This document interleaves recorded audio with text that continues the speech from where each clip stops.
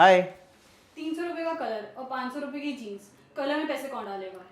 In that amount, you can dye up to 10 of your old jeans and save up to around 5,000 rupees. Okay, but does it stay on after 5 to 10 washes? रंग पक्का है, इतनी आसानी से थोड़ी निकलेगा. Does the color stain on any containers? The colors can be easily washed off from any container, but we recommend using stainless steel. From where can we buy Kadam Colors products? You can buy it from our website, Amazon, Flipkart, and from our nearest local stores. If you don't want to go online, just ask for Kadam Pakka Rang. What's the difference between shade jeans black and black?